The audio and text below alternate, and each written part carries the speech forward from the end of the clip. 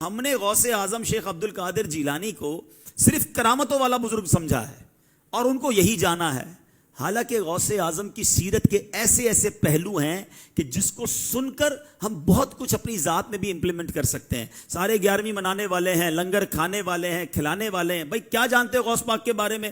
غوث پاک نے فلاں بیمار کو ٹھیک کر دیا تھا، دعا کی تھی تو کشتی ترا دی تھی، یہ سارے واقعات۔ اور کیا جانتے ہو غوث پاک کے بارے میں؟ ہم نے تو بچپن سے غوث پاک کی کرامتیں ہی سنی ہیں۔ میں غوث اعظم کی سیرت، آپ کی لائف کیسی تھی، اس سے میں اور آپ کیا سیکھ سکتے ہیں، وہ میں چند باتیں کر دیتا ہوں۔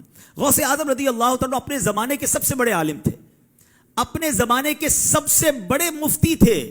شاید ہم میں سے بہت سو کو نہیں پتا، آپ مدرسے میں جاتے بھی تھے اور بعد میں مدرسہ پڑھاتے بھی تھے۔ آپ کی لائف تدریس میں گزری، 40 سال تک آپ نے بیانات کیے۔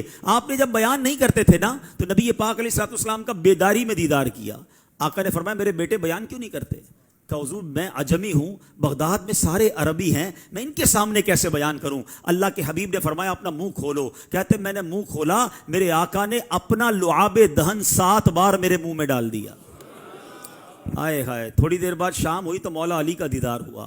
کہا منہ کھولو، میں نے منہ کھولا، 6 بار مولا علی نے میرے منہ میں لعاب دہن ڈالا۔ غوث پاک کہتے ہیں وہ دن ہے، اس کے بعد بیان شروع کیا۔ شروع میں تو 2-4 لوگ بیٹھتے تھے، آہستہ آہستہ لوگ بڑھتے گئے، یہاں تک کہ 70,000 لوگوں کا مجمع ہو جاتا تھا۔ 400 علماء صرف غوث پاک کے فرامین لکھتے تھے، ہزاروں لوگ مسلمان ہوئے، کئی لوگ تائب ہوئے۔ یہ غوث پاک کا انداز، 40 سال تک دین کی خدمت آپ نے کی۔ اے قادری کہلانے والو، اے غوث پاک سے محبت کرنے والو، آج پہلا درس یہ لے کے جاؤ کہ ہمیں بھی نیکی کی دعوت دینی ہے، ہمیں بھی درس و بیان کرنا ہے۔ اللہ ہمیں یہ موقع دے تو یہ اللہ والوں کا طریقہ ہے۔ جس پیر کا مرید ہوں غوث اعظم، وہ 40 سال تک بیان کرتے رہے۔ شروع تو کریں، اللہ پاک فیضان غوث اعظم آپ کی زبان پر جاری کر دے گا۔ غوث پاک کے بارے میں آتا ہے کہ 40 سال تک عشاء کے وضو سے فجر کی نماز ادا فرمائی۔